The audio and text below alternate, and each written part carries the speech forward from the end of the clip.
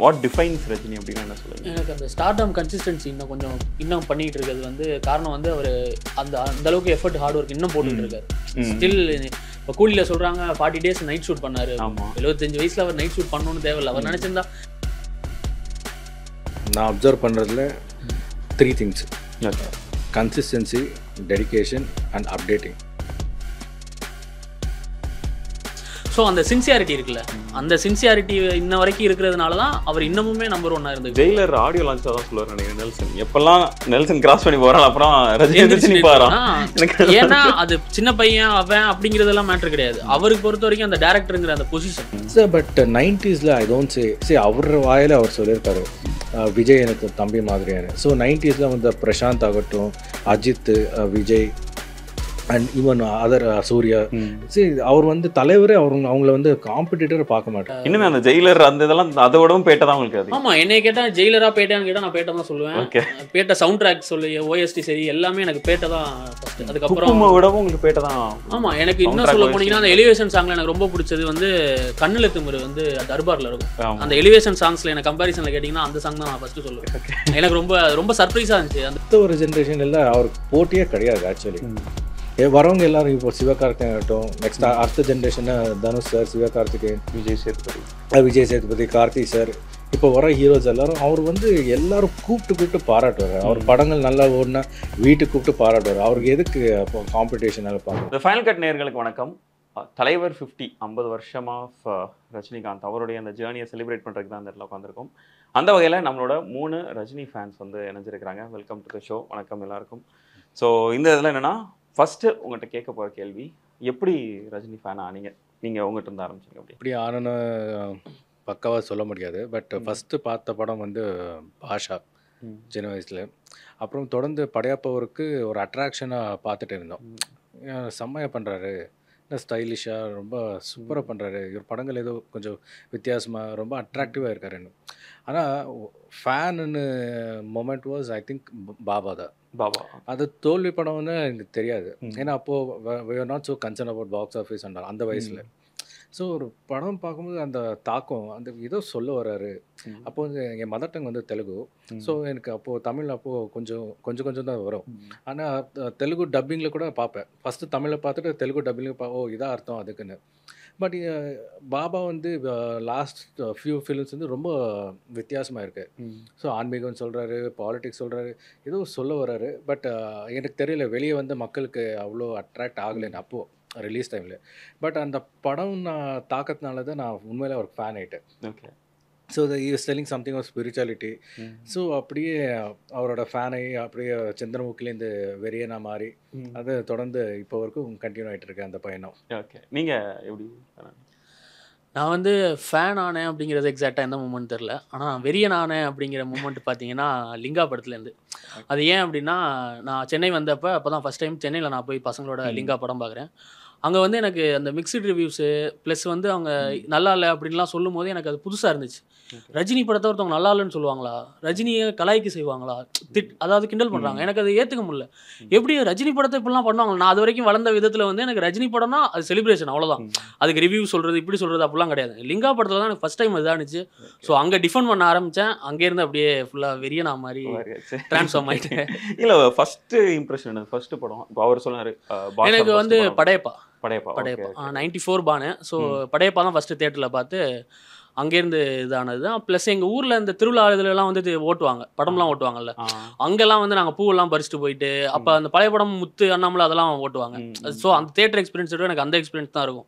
எங்கள் சீனியர் அண்ணனுங்கெல்லாம் எல்லாம் வாங்கடா ரெடி ஆகிடுச்சு, ஒரு திருவிழா மாதிரி ஆகிடும் எங்களுக்கு திருவிழாவோட இன்றைக்கி ரஜினி படம் போட போகிறாங்க, அதை செலிப்ரேட் பண்ணுவோம், அந்த மூட்லேயே தான் இருப்போம் நாங்கள். நான் அப்படியே வளர்ந்து வந்து இங்கே லிங்காலேருந்து தான் நான் வெறிய நான் ட்ரான்ஸ்ஃபார்ம் ஆனேன். ஃபேன்ஸாக இருந்து அடுத்த அவதான் இருக்கு நான் அங்கே தான் ட்ரான்ஸ்ஃபார்ம் ஆனேன். நீங்கள்?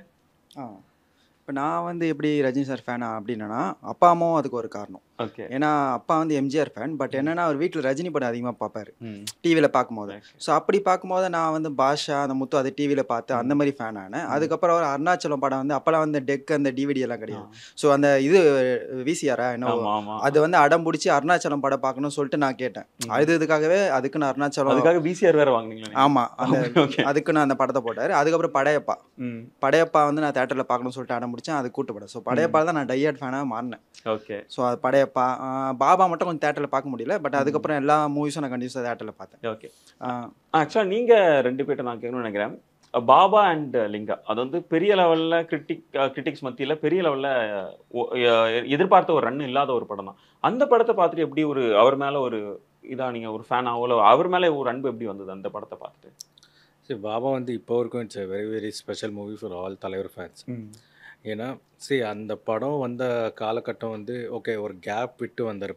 படையப்பாக்கு அப்புறம் 3 வருஷம் கேப் விட்டு வந்ததுனால நிறைய ஹைப் ஆயிடுச்சு. ஆளாளுக்கு அந்த சுரேஷ் கிருஷ்ணா சார் தான் டைரக்டர். ஸோ எல்லாரும் எதிர்பார்த்தது ஓகே, ஒரு அண்ணாமலையோ இல்லை ஒரு பாஷா மாதிரியோ அந்த மைண்ட் செட்டில் எல்லோரும் போயிட்டாங்க. பட் யாருமே ப்ரிப்பேராக இல்லை. ஓகே, இது ஒரு வித்தியாசமான படம் அண்ட் தலைவரோட ஒரு ஸ்டோரி, ஸ்க்ரீன் பிளே, டைலாக்ஸ் எல்லாமே. அண்ட் பார்த்தா எல்லாருக்கும் ஃபஸ்ட் பார்க்கும்போது it didn't meet the expectations. அப்போது நான் சொல்கிறது ரிலீஸ் டைமில் it took some time to get into the people's mind. Okay, அவர் சொல்ல வர்றது என்ன, ஆன்மீகம் பற்றி இவ்வளோ, பாபாஜி யார், அந்த ஹிமாலயஸில் என்ன பண்ணுறாரு. ஸோ அது it took some time. Instant and அப்போ இருந்த அரசியல் சூழ்நிலை தமிழ்நாட்டில் விட ஒரு பேக் ஃபயர் ஆச்சு படத்துக்கு. அண்ட் ஏன்னா ஃபஸ்ட்டு டே ரிலீஸ் அன்றைக்கே ரெடியாக ஒரு கட்சி வந்து படத்தை ஓடக்கூடாதுன்னு கங்கணம் கட்டி தியேட்டர் முன்னாடியே ரகலை பண்ண மக்களுக்கு கொஞ்சம் பயமாக தான் இருக்கும் போகிறதுக்கு. ஸோ இந்த மாதிரி சூழ்நிலை தான் படம் கொஞ்சம் சர்ப்ரைஸ் ஆச்சு. சில பேர் ஓட விடாமல் பண்ணாங்க. But later on after post release தான் ஸ்லோவாக people it went in to peoples mind. So அந்த படத்தில் தலைவர் சொல்கிற விஷயங்கள் எல்லாமே ஃபஸ்ட்டு அது ஒரு semi biographical movie if you observe. ஏன்னா அவர் சின்ன வயசுலேருந்து அவர் பெங்களூர் டேஸில் கொஞ்சம் கெட்ட நண்பர்கள்லாம் கொஞ்சம் ரவுடியாக வளர்ந்து, I mean I'm not saying exactly, கொஞ்சம் ஹடாவடியாக, ஐ மீன் ஒரு தாதா மாதிரி he had his own gang in Bangalore. So ஒரு கெட்ட நண்பர்களால் சிகரெட்டு, குடி, இந்த மாதிரி பழக்கம். அப்புறம் அவங்க அண்ணன் மூலயமா ராமகிருஷ்ண ஆசிரமம் மட்டும் போய் ஓகே இந்த மாதிரி ஆன்மீகம் ஒன்று இருக்குன்னு அதில் தேடல ஜேர்னி பண்ணது அதெல்லாமே படத்தில் ரிஃப்ளெக்ட் பண்ணியிருக்காரு. If you observe it's like a semi biographic movie Baba வந்து. So that is why it is very very special for all தலைவர் ஃபேன்ஸ். பட் ரிலீஸ் டைமில் situation is very different. And எல்லா தலைவர் ஃபேன்ஸ்க்கும் 3 வருஷத்துக்கு அப்புறம் தலைவரை பார்க்குறோம். அண்ட் இன்னொன்று அந்த கெட்டப்பு சில பேருக்கு பிடிச்சிருந்து, சில பேருக்கு பிடிக்கல. அது கெட்டப் ரொம்ப வித்தியாசமாக இருந்துச்சு. ஏன்னா எப்போவுமே தலைவர் மோஸ்ட் ப்ராப்ளி தில்லு முழுக்கு அப்புறம் எல்லா படத்துலையும் மேக்ஸிமம் ஒரு தாடியோடு தான் இருப்பார். ஓகே, நடுவில் ராகவேந்திராவுக்கு கொஞ்சம் எடுத்துட்டாரு. அவர் மெயின் அட்ராக்ஷன் என்ன பொறுத்த வரைக்கும் அவரோட மீசை தாடி தான். பட் இங்கே மீசையும் தாடி ரெண்டும் ட்ரிம் பண்ணிட்டாரு. ஸோ வந்து இந்த கெட்டப் ஆல்சோ இன்ஸ்டண்ட்டாக ஏற்றுக்க முடியல. ஏன்னா வித்தியாசமாக இருக்காரு, புதுசாக இருக்குது. அண்ட் ஆன்மீகம் ரொம்ப புதுசு அந்த விஷயம் எல்லாமே. அப்போ இருக்கிற ஆல்ரெடி 3 years கேப் ஆச்சு. இந்த 3 years கேப்பில் ஃபேன்ஸு ஆல்ரெடி வெறுத்து போட்டாங்க. ஐயோ தலைவா ஒரு பிளாக் பஸ்டர் கொடுங்க தலைவான்னு அந்த மாதிரி வெயிட்டிங்லேயே போய் பார்த்தா வேறு மாதிரி படம் இருக்குது. But post release only. So அந்த படத்தோட அருமை என்ன, அவரை சொல்ல வந்த விஷயம் என்ன. அண்ட் எனக்கு தெரிஞ்சு என்னோட தலைவர் ஃபேன் ஃப்ரெண்ட்ஸ் எல்லாரும் எனக்கு தெரிஞ்சு நிறைய பேர் சிகரெட் விட்டுட்டாங்க, குடிக்கிறது விட்டுட்டாங்க அந்த படத்தோட தாக்கத்தினால. அண்ட் நிறைய பேர் ஆன்மீகத்தில் ரொம்ப தீவிரமாக இன்வால்வ் ஆகிட்டு இப்போ வரைக்கும் வருஷம் ஹிமாலயஸ் போகிறது, அந்த பாபாஜி குகை பார்க்குறது, அண்ட் கேதார்நாத், பத்ரிநாத் அந்த மாதிரி சுற்றி இருக்கிற கோயில்களை போகிறது எல்லாம் பிகாஸ் ஆஃப் பாபா படம் தான். ஸோ அந்த படத்தோட தாக்கம் மிக பெருசாக இருக்குது. It's very very huge. And Linga okay, அதில் if you're asking about Linga சொதப்பல் ஆச்சுன்னு, first of all 4 years gap ஆச்சு எந்திரனுக்கு அப்புறம். தலைவர் ஹெல்த் பாதிச்சு. அண்ட் ஓகே ஏதோ ஒரு புது அனிமேஷனில் வச்சு கோச்சடன் ட்ரை பண்ணாங்க. அது வந்து கதை வசனம் எல்லாம் சூப்பராக இருந்தாலும் மக்களுக்கு வந்து எங்களுக்கு ரியல் ரஜினி வேணும்னு ஒரு குரல் ஸ்ட்ராங்காக அது தலைவருக்கு ரீச் ஆகிடுச்சு. ஸோ அவருக்கு தெரிஞ்சுது ஓகே இது சரியாக போகுமா இல்லைன்னு அவருக்கு கொஞ்சம் டவுட்டாக இருந்துச்சு. ஸோ அதுக்காக தான் படம் கோச்சடன் ரிலீஸ் முன்னாடியே லிங்கா அனௌன்ஸ் ஆகிடுச்சு. அண்ட் இன்னொன்று என்னென்னா டிசம்பர் 12th படம் ரெடி ஆகணும், ஃபேன்ஸ்க்கு ஒரு ட்ரீட்டாக இருக்கணும்னு ரொம்ப ஃபாஸ்ட்டாக வேகமாக பட் என்ன அந்த படம் ஒரு ஃப்ளாஷ் நாட் ஈவன் ஃப்ளாஷ்பேக் கிளைமேக்ஸ்னாலே இவ்வளோ ட்ரால். ஏன்னா சோஷியல் மீடியா பூம்ட் அ லாட். ஆமாம், அந்த டைம்ல ஆக்சுவலாக அந்த ஃபேஸ்புக் ட்ரால்ஸ் எல்லாமே அப்போ தான் கொஞ்சமாக ஸ்டார்ட் ஆச்சு. ஸோ ஒரு ஜஸ்ட் ஒரு கிளைமேக்ஸ் ட்ரால்னாலே மொத்த படமே காலி ஆகிடுச்சு. Okay I mean present portions கொஞ்சம் அப்படி இப்படி இருந்தாலும் ஃப்ளாஷ்பேக்கில் என்ன குறை இருந்துச்சு, ஒரு குறையே இருந்தது, நல்லா தான் இருந்துச்சு. மேபி அவர் ஃபுல் அந்த ராஜலிங்கேஸ்வரன் கேரக்டர் மேலே ட்ராவல் பண்ணியிருந்தா படம் வேறு மாதிரி இருந்திருக்கும். ஒரு கிளைமேக்ஸ்னாலே இப்படி பேக்ஃபர் ஆகும்னு யாரும் எதிர்பார்க்கல. பட் அண்ட் வேணும்னு சில டிஸ்ட்ரிபியூட்டர்ஸ் பிரச்சனை பண்ணி அது பெருசாக்கி ரஜினிக்கு இப்போ மார்க்கெட்டே இல்லை, அவரோட கொண்டாட்டமே அதான் பிறந்த நாள் என்ன பெரிய நேஷ்னல் ஹாலிடேயா இப்படியெல்லாம் பிரச்சாரம் பண்ணி அண்ட் ஈவன் ஹேட்டர்ஸ் ஆல்சோ சேர்ந்து அது இன்னும் ஒடிக்கோல கைக்கு joining hands and even more killing the film மாதிரி ஆயிடுச்சு அது. Okay right. Okay and next நீங்கள் சொன்ன ஒரு விஷயத்தில் தான் நான் இருக்கணும்னு நினைக்கிறேன். ரஜினி அவர்களோட கரியரில் த்ரூ அவுட் த படம் வந்து எல்லா வருஷமும் ஏதாவது ஒரு பிளாக் பஸ்டர் வரும். அண்ட் இடையில வந்து 2-3 வருஷம் பிரேக் எடுக்கிறது இந்த மாதிரி. ஏன்னா நம்ம பார்த்துருப்போம் ஜெயிலருக்கு முன்னாடி ஒரு பெரிய பிரேக் இருந்தது நம்ம பார்த்துருப்போம். அதே மாதிரி நீங்கள் சொன்ன அந்த லிங்காக்கு முன்னாடி ஒரு பெரிய பிரேக் இருக்குது. இந்த பிரேக் எடுத்ததுக்கு அப்புறமும் இத்தனை டைம், ஏன்னா யூஸ்வலாகவே எந்த ஒரு ஹீரோவுமே ஒரு படம் ஹிட்டு கொடுத்துட்டாங்க அப்படின்னா அடுத்து இன்னொரு படத்துக்கு போயிடணும். அந்த படம் அதுக்கு அடுத்தது கிடைக்கல அப்படின்னா மறுபடியும் அவங்க மார்க்கெட் குறையும் அப்படின்னு மாதிரி. இது மாதிரி through out the career Rajinikanth வந்து நிறைய பிரேக்ஸ் எடுத்தது நம்ம பார்த்துருக்கோம். இருந்தாலும் 50 இயர்ஸ்க்கு அப்புறமும் இன்னுமே ஒரு டாப் ஆக்டராக இருக்கிறதுக்கு இல்லை இன்னுமே இவ்வளோ பெரிய புல் இருக்கிறதுக்கு காரணம் என்னன்னு நினைக்கிறீங்க நீங்கள்? பிரேக் ஆக்சுவலாக வந்து அது லிங்கா வந்து சுச்சுவேஷன் பேஸ்டு ஹெல்த் அதனால நடந்துச்சு. பட் அதுக்கப்புறம் அண்ணாத்தைக்கும் ஜெயிலருக்கும் இது வந்து அந்த அண்ணாத்தைனால ஒரு இது வந்ததுனால ஸோ அவர் கான்சன்ட்ரேட் பண்ணார் அடுத்த ஒரு இதுக்கு கொடுக்குறதுக்கு. பட் நீங்கள் இந்த பிரேக்குக்கு அப்புறமா அவர் நம்பர் 1 இருக்காரு அப்படின்னா அதுக்கு முன்னாடி அவர் பண்ண விஷயங்கள் அப்படி அதுதான் இங்கே வந்து அவரை வந்து இன்னும் நிற்க வச்சுக்கிட்டு இருக்கு. ஸோ இப்போ வந்து அவருக்கு அந்த பிரேக்லாம் ஒரு பெரிய விஷயம் கிடையாது. அதாவது அந்த ஃபேன்ஸை இழக்கிறதுக்கான விஷயங்கிறது பிரேக் 5 வருஷம் கழிச்சு நான் வந்தாலும் அந்த படம் ஆமாம் அந்த நம்பர் 1 அந்த மீண்டும் அரசன் வந்தாலும் அரியாசனம் அவனுக்கேங்கிற மாதிரி தான் அந்த மாதிரி தான் அவர். ஸோ அதுக்கு காரணம் என்னன்னா அவருக்கு அதுக்கு முன்னாடி பண்ண விஷயங்கள் அப்படி. ஸோ இப்போ அவர் பிரேக் எடுத்து கரெக்டான இதாகணும்னா பண்ணிட்டு வராரு. ஸோ அது ஒரு ப்ராப்ளமா இல்லை அப்படின்னு நான் சொல்லுவேன். உங்களுக்கு இப்போ நீங்க சொன்னீங்க படையப்பால பார்த்து தான் இன்னும் கொஞ்சம் ஒரு பெரிய ஃபேன். ஆமாம் டயட் ஃபேன். ஆமாம். அதுக்கப்புறம் அந்த படங்களை உங்களை அதிகம் அட்ராக்ட் பண்ண ஒரு படம்னா என்னவா இருக்கும்? அதுக்கப்புறம் ஒரு சின்ன ஏமாற்றம் அளித்த ஒரு படம்னா என்னவா இருக்கும்? சிவாஜியும் எந்திரனும் ரொம்ப இதை அட்ராக்ட் பண்ணிச்சு. ஓகே. ஏமாற்றம்னு சொன்னால் அந்த கோச்சரையான ஷோ அது கொஞ்சம் என்ன இதுவாச்சு. அது அனிமேஷனில் பண்ணால் கொஞ்சம் லைவ் ஆக்ஷனாக பண்ணியிருந்தா இன்னும் நல்லா இருந்திருக்கும். அது அப்புறம் இந்த ராணான்ற ஒரு படம் அது வந்து இதுவாச்சு வெற்றியாச்சு. ஸோ அந்த படமும் கொஞ்சம் வந்திருந்தா நல்லா இருந்திருக்கும் அப்படின்னு நான் ஆசைப்பட்டேன். நீங்கள் என்ன சொல்றீங்க? நீங்கள் ஃபேன் ஆனதுக்கு அப்புறமோ இல்லை லட்சம் அந்த லிங்காக்கு அப்புறம் எடுத்துக்கலாமே, லிங்காவுக்கு அப்புறம் உங்களை அதிகம் அட்ராக்ட் பண்ண ஒரு படம்னா என்ன இருக்கும்? அதிகம் ஏமாற்றிய ஒரு படம் அப்படின்னு என்னவா இருக்கும்? அட்ராக்ட்னா பேட்டை. ஓகே. பேட்டை வந்து எனக்கு பயங்கர இன்னுமே அந்த ஜெயிலர் அந்த இதெல்லாம் அதை விடவும் பேட்டை தான் உங்களுக்கு அது. ஆமாம் என்னைய கேட்டால் ஜெயிலரா பேட்டையான்னு கேட்டால் நான் பேட்டை தான் சொல்லுவேன். பேட்டை சவுண்ட் ட்ராக் சொல்லி ஓஎஸ்டி சரி எல்லாமே எனக்கு பேட்டை தான் ஃபர்ஸ்ட். அதுக்கப்புறம் விடவும் உங்களுக்கு பேட்டை தான். ஆமாம் எனக்கு இன்னும் சொல்ல போனீங்கன்னா அந்த எலிவேஷன் சாங்ல எனக்கு ரொம்ப பிடிச்சது வந்து கண்ணுல திமிரு வந்து தர்பாரில் இருக்கும். அந்த எலிவேஷன் சாங்ஸ்ல எனக்கு கம்பேரிசனில் கேட்டிங்கன்னா அந்த சாங் தான் நான் ஃபர்ஸ்ட் சொல்லுவேன். எனக்கு ரொம்ப சர்ப்ரைஸாக இருந்துச்சு. அந்த சிங்கர்ஸ் வச்சு பாட வச்சிருந்தது ப்ளஸ் அந்த அண்ணாமலை பிஜிஎம்மோட மிக்ஸ் பண்ணி வந்திருந்தது. அது அப்போ தான் ஸ்டார்டிங் டைம் நினைக்கிறேன். அந்த பழைய அது எனக்கு பயங்கர ஹைப் கொடுத்துச்சு. ஏமாற்றம்னா அண்ணாத்தை. அண்ணாத்தை வந்து அதான் இல்லை ஏன்னா யூஸ்வலாக அண்ணாத்தை படம் வரும்போது நிறைய ஒரு ஹைப் இருந்துச்சு. ஓகே ரொம்ப நாள் கழிச்சு ஒரு ரூரல் சப்ஜெக்ட்டுக்கு போறாரு அப்படின்ற மாதிரி அதான் அது இருந்துச்சு. பட் அதாவது என்னன்னா ஒரு சீன் வந்து நல்லா எலிவேட் பண்ணி கொண்டு போயிட்டு இருக்கப்போ அடுத்த சீன் அதை மறுபடியும் டவுன் பண்ற மாதிரி அந்த எமோஷனல் சீன் கொஞ்சம் இது பண்ணும் மறுபடியும் இதாகும். ஸோ அது முடியல, அது ஒர்க் அவுட் ஆகலாம், டிஃபெண்ட் பண்ண முடியல அந்த படத்தை. அதுதான் ஹானஸ்டா சொல்லுங்க. நீங்க சொல்லுங்க ரீசெண்ட் டைம்ஸ்ல வந்த இல்லை லெட்ஸ் ஒரு கடைசி ஒரு 15 இயர்ஸ்ல வந்த உங்களுக்கு பிடிச்ச ஒரு படம்னா என்ன அண்ட் கொஞ்சம் ஏமாற்றிய ஒரு படம்னா என்ன இருக்கும்? 15 இயர்ஸ்ன்னு சொல்ல முடியாது. ரொம்ப பிடிச்ச படம் தான் like Sivaji, Enthiran, of course Chandramukhi is also இந்த லிஸ்ட். இல்லை அண்ட் ரொம்ப ஏமாற்றம்னு நான் சொல்ல முடியாது. ஏன்னா because of the social media and contacts and all ரொம்ப ஜாஸ்தி ஆகிட்டே இருந்துச்சு. ஒரு படம் தலைவரோட படம் ஸ்டார்ட் ஆனால் அந்த படம் சம்மந்தப்பட்ட ஆட்கள் யாரோ கொஞ்சம் கான்டாக்ட் கிடைப்பாங்க. ஸோ படம் ரிலீஸ் ஆகிறதுக்கு முன்னாடியே கொஞ்சம் ஸ்னிப்பிட்ஸ் கிடைக்கும், டிட்பிட்ஸ் நியூஸ் மாதிரி. அண்ட் அங்கேயே கொஞ்சம் கணிக்க முடியும் இது தேருமா இல்லைன்னு அப்படி மாதிரி ஆகிடுமா. எனக்கு ரொம்ப ரொம்ப ரொம்ப ஏமாற்றம்னா I would say Kochadaiiyaan and Kaala. Why Kaala? ஏன்னா எனக்கு நிறைய பேர் they consider Kaala as one of his best movies அப்படின்ற மாதிரி. as a performance outstanding. But சொல்ல வந்த விதம் எனக்கு அவ்வளோ ஈர்க்கல எனக்கு. ஓகே. சரி, தலைவர் அந்த படத்தில் அவர் காலாவா நடிச்சது brilliant. One of his iconic performance I would say definitely. But as a படம் நான் சொல்கிறேன் கொஞ்சம் எனக்கு டிசப்பாயிண்ட் ஆச்சு. ரஜினி என்ற பிராண்டை வந்து still you want already coach Kabali மாதிரி ஒரு எக்ஸ்பீரியன்ஸ் நாங்கள் ஏற்றுக்கிட்டோம்.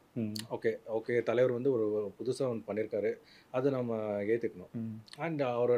அண்ட் திரும்பி எனக்கு அந்த கிளைமேக்ஸ் மேலே எனக்கு அவ்வளோ உடன்பாடு கிடையாது.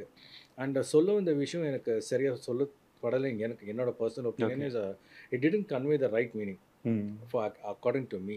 ஓகே. அவர் சாகடிச்சதா அந்த கருத்து சொல்லணும்னா எனக்கு அந்த உடன்பாடு ஓகே. அந்த கிளைமேக்ஸ் உங்களுக்கு அந்த அளவுக்கு ஏத்துக்கல. ஓகே. ஏன்னா ஆல்ரெடி ஓகே ஒன்ஸ் ஒரு தீயன் ஒரு படம் வந்திருக்கு தலைவருக்கு. அதில் அவர் வந்து லாஸ்ட் கிளைமேக்ஸில் இறந்துடுவார். அண்ட் அதனால தான் அந்த படம் சுமாராக போச்சு.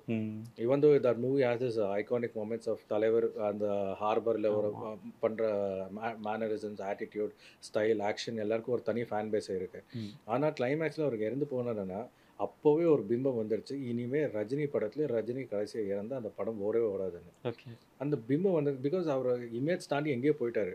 ஸோ அதனால தான் அப்போலேருந்து எந்த படத்துலாவது தலைவர் இறந்துட்டா இல்லைன்னா அவருக்கு இன்னொரு தம்பி இருப்பார், இல்லை அவர் மாதிரி இன்னொருத்தர் இருப்பார், இல்லை ஃப்ளாஷ்பேக்கில் அப்பாவே இருந்திருப்பார், பட் பசங்க த சன் ரஜினி வில் பி தேர்ன்னு அப்படி ஒரு நிலைமைக்கு தள்ளப்பட்டார்.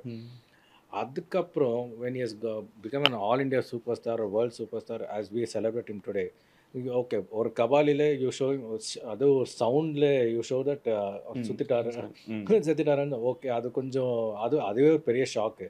ஏன்னா அவ்வளோ பெரிய ஹைப்பில் வந்த படம் போய் பார்த்து கடைசியில் ஏன்னா செத்துட்டார் அவர், ஷூட் பண்ணாங்களா அந்த மாதிரி கொஞ்சம் கன்ஃபியூஷனோட வெளியே வந்தோம்.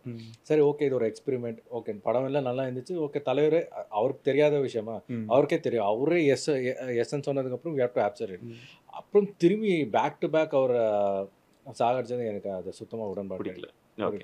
பட் ஏமாற்றம்னா ஆஸ் அ மூவி கொஞ்சம் ஏமாற்றம், but as performance no complaints about அவர் பர்ஃபார்மன்ஸ் இந்த ஃபிலிம் வாஸ் அவுட்ஸ்டாண்டிங். கரெக்ட். அவரோட scenes with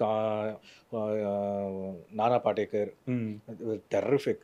and after long time Ranjith வந்து அவரோட ரொமான்ஸில் கொஞ்சம் இந்த வயசுலேயும் ரொமான்ஸ் ஸோ மெச்சூர்லி செம்மையாக காமிச்சார். Every thing was good, but as a movie it didn't click all boxes perfectly. And that is my ஒரே ஒரு ஆதங்கம். அண்ட் நீங்கள் சொன்ன அண்ணாத்தே அந்த படம் வர்றதுக்கு முன்னாடியே பிகாஸ் கோவிட் வந்துச்சு. அண்டு அந்த படத்தில் ஒர்க் பண்ணுற சில பேர் சொன்னாங்க கதை மாறிடுச்சு அண்ட் நிறைய சுச்சுவேஷன்ஸ்னாலே பிகாஸ் அந்த தலைவர் ஹெல்த் ரீசன்னால. ஸோ இது ஒன்று ஓடும் இல்லை ஓடாது, ஏதோ ஒன்று ஆகும். But as expected it didn't two well. உங்களுக்கு அந்த டைமில் அவ்வளோ பெரிய எக்ஸ்பெக்டேஷன் வைக்கல அப்படின்ற மாதிரி எடுத்துக்கலாம். சரி, ஒரே ஒரு எக்ஸ்பெக்டேஷன், ஒரே ஒரு பாசிட்டிவ் என்னென்னா முத்துக்கு அப்புறம் தலைவர் தீபாவளி படம். ஆமாம்.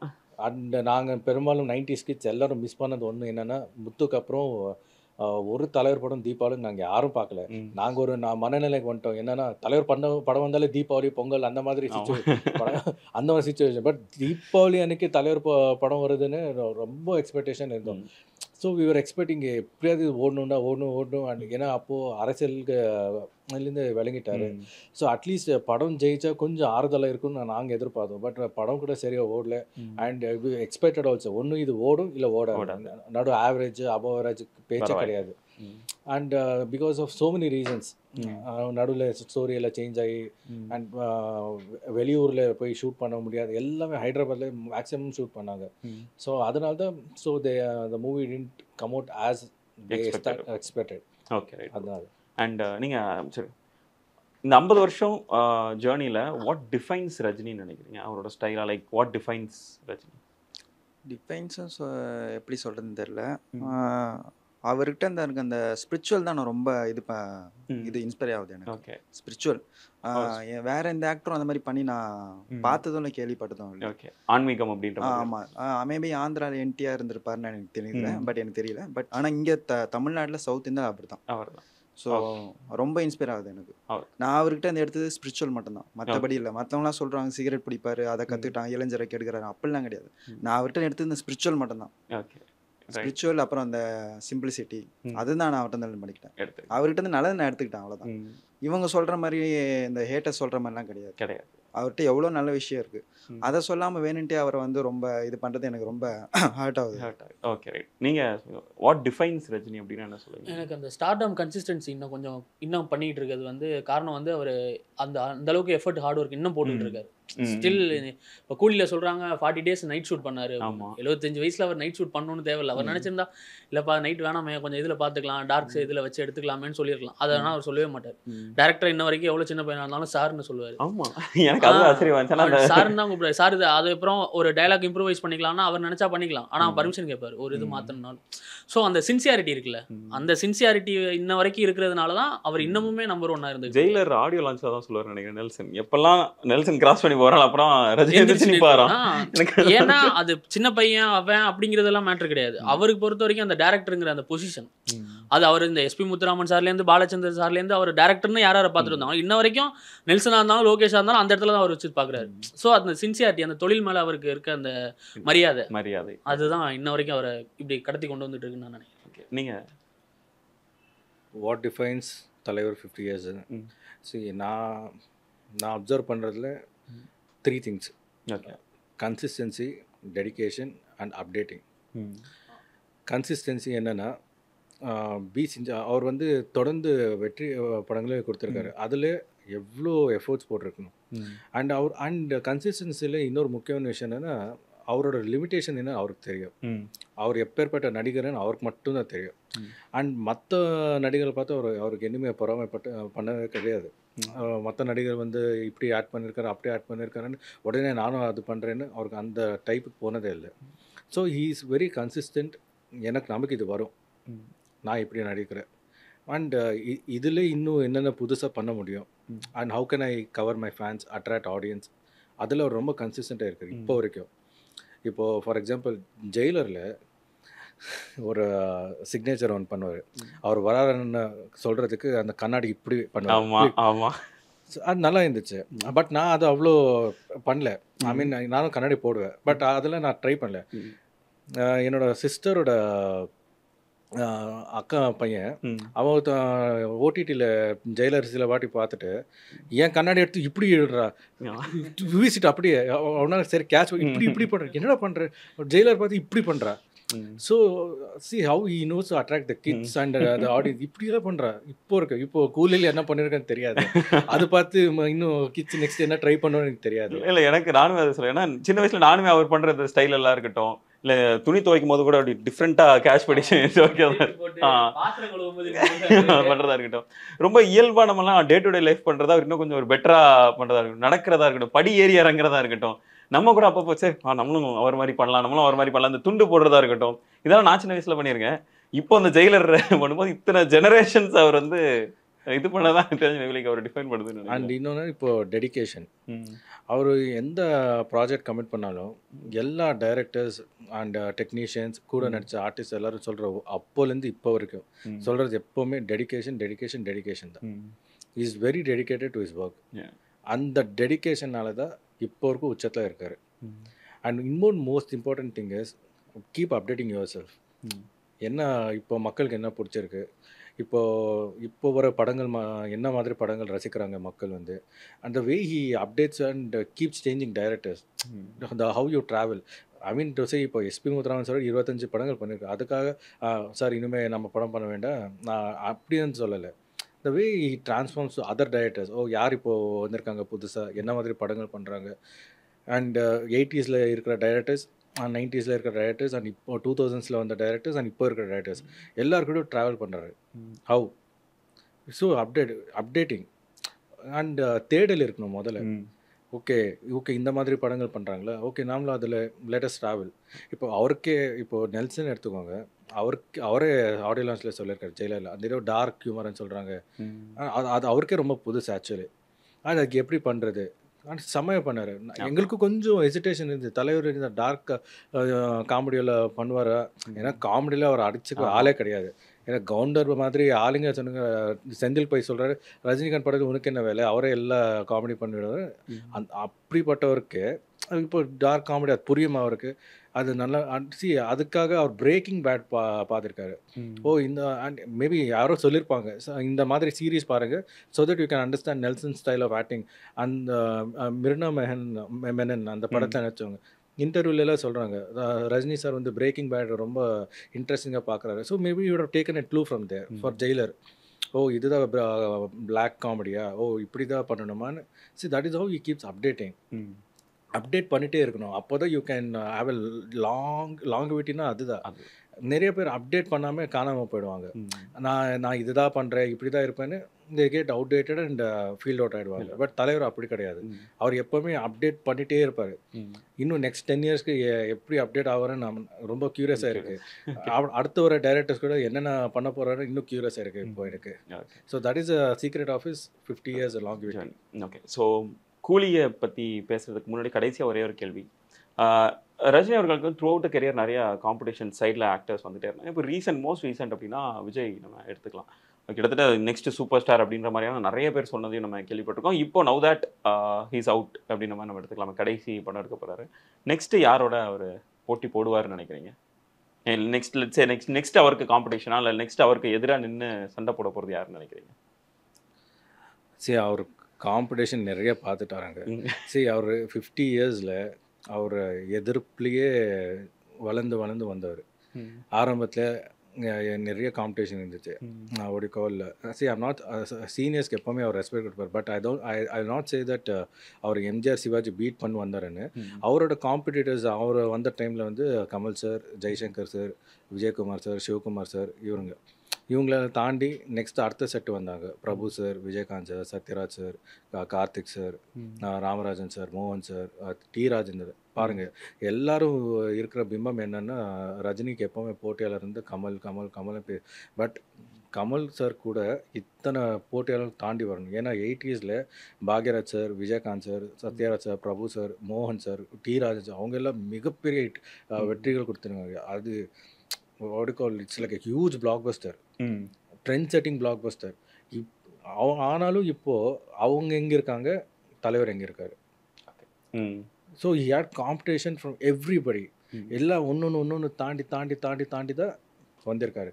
சார் பட் 90sல ஐ டோன்ட் சே அவர் வாயில் அவர் சொல்லியிருக்காரு விஜய் எனக்கு தம்பி மாதிரியான. ஸோ 90sல வந்து பிரசாந்த் ஆகட்டும், Ajith, Vijay and even other Suriya, சரி அவர் வந்து தலைவரே அவங்கள வந்து காம்படிட்டரை பார்க்க மாட்டாரு. அவர் ஹி சீஸ் தம் as ஜூனியர்ஸோ இல்லை பிரதர்ஸோ ஒரு பையன் மாதிரி அந்த மாதிரி. அவருக்கு எப்போவுமே இப்போ ப்ரெசென்ட்ல அவர் எப்போவுமே போட்டியாளர் பார்க்குறது ஐ திங்க் கமல் சார் மட்டும்தான். ஏன்னா both of them are long standing. So அவர் விக்ரம் கொடுத்த உடனே இவருக்கு ஒரு எனர்ஜி வரும். இப்போ நாமளும் ஒரு ஹிட்டு கொடுக்கணும்டா. கமல் வந்து இப்போது ஹிட்டு கொடுத்தாரு விக்ரம், அதுவும் என்ன not with ego or jealousy, எவ்வளோ சந்தோஷமாக சொல்கிறார். இப்போ பொன்னியின் செல்வன் ஆடியன்ஸில் அங்கே போயிட்டு கமல் சார் பாராட்டணும். அவர் ஆல்ரெடி ஃபோன்லேயே நிறைய வாட்டி சொல்லியிருப்பார், கமல் கங்க்ராட்ஸ் விக்ரம் சூப்பராக போயிருக்கு. பட் மேடையில் சொல்கிறது எவ்வளோ பெரிய விஷயம். அது வந்து நான் எல்லாரும் வந்து ரஜினிக்கு பாரு இப்போ போகிறாம கமல் விக்ரம் ஹிட் கொடுத்துட்டாரு. இப்போ ரஜினிக்கு எல்லா யூடியூப் சேனல்லையும் ஒரே நரேட்டிவ் செட் பண்ணிட்டாங்க. ரஜினினால இப்போ தூக்கவே முடியாது, இப்போ ஜெயிலர் ஹிட் பண்ணி ஆகணும், அப்போ தான் அவருக்கு தூக்கம் வரும். இப்படியெல்லாம் பேசுறீங்க, எதுக்கடா இப்படியெல்லாம் பேசுறீங்க? அவர் கமல் சார் இதுக்கு முன்னாடி நிறைய பிளாக் பஸ்டர்ஸ் கொடுத்துருக்காரு. அப்போலேருந்து ரஜினிக்கு தூக்கமே இல்லையா?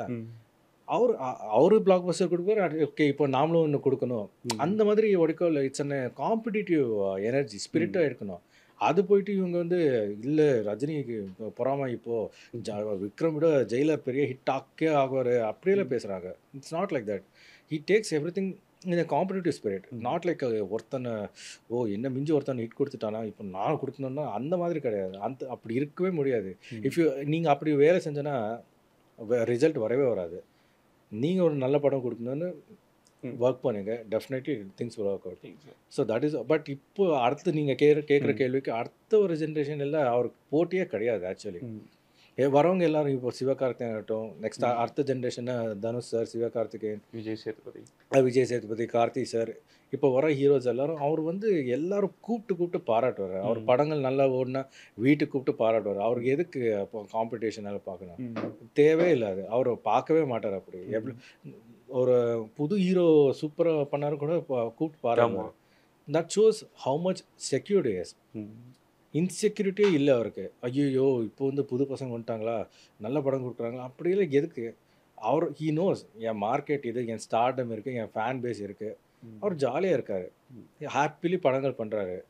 அவர் ஒரு ரூட்டில் போயிட்டே இருக்கார். அவர் யார் என்ன பண்ணாலும் நீ நல்ல படம் பண்ணியா, கங்க்ராட்ஸ் வாப்பா மீட் பண்ண. ஒரு டைரக்டர் இப்போ மகாராஜா மாதிரி ஒரு படம், அவருக்காக அந்த படத்துக்கு ஒரு சம்மந்தமும் கிடையாது. அண்ட் த டைரக்டர் கூப்பிட்டு பாராட்டியிருக்காரு. அண்ட் உடனே எல்லாருக்கும் ஒரு பிம்பம் என்னென்னா, ரஜினி வந்து ஒரு டைரக்டரை பாராட்டினா உடனே அடுத்த படம் இவருக்கு பண்ணுவாருன்னு செக் பண்ணிடுவாங்க. So what is it is அவரோட சக்ஸஸ்க்கு dedication, consistency and updating and competition. As you asked, யாருமே இல்லைங்க. அவர் தனியாக அவர் ரூட்டில் போயிட்டே இருக்காரு, அவ்வளோதான். இப்போ காம்படிஷன் இருந்தால் அது கமல் சார் மட்டும்தான். ஏன்னா 2 பேரும் ஒரே காலகட்டத்திலேருந்து வந்தவங்க, இன்னும் தொடர்ந்து போயிட்டே இருக்காங்க. So is only competitor will be Kamal sir, அவ்வளோதான். ஓகே, உங்களுக்கு எதுவும் முடியும் தோணுதா? எதுவும் காம்படிஷன்ஸ் அந்த மாதிரி வருவாங்க? இல்லை எனக்கு ஆக்சுவலாக இவர் அடுத்து யாரோட காம்படிஷனுக்கு போகிறாரு அப்படிங்கிற கொஸ்டினே வந்து என்னால் அக்செப்ட் பண்ணிக்க முடியல. ஏன்னா நீ இன்ஃபேக்ட் நீ விஜய் சொன்ன, விஜயும் அவர் காம்படிஷன் கிடையாது. யாருமே கமல் சார் மட்டும்தான் ஸ்டில் அவங்க சஸ்டெயின் ஆகிட்டு இருக்காங்கன்னா. காம்படிஷன் பார்த்தா கமல், அவ்வளோ கமல் சார் மட்டும்தான். மற்றபடி இவங்க எல்லாருக்குமே வந்து நமக்கெல்லாம் இப்போ தலைவர் படம் ரிலீஸ் ஆகுது எப்படி ஒரு செலிப்ரேஷனோ அப்படி தான் சிவகார்த்திகேயனுக்கும் விஜய் சேதுபதிக்கும் தனுஷுக்கும் சிம்புக்கும் எல்லாருக்குமே. ஸோ அவங்க வந்து காம்படிஷன் அப்படிங்கிற இதே நான் அது இதாக நினைக்கிறேன். அது செலிப்ரேஷன், அவ்வளோதான்.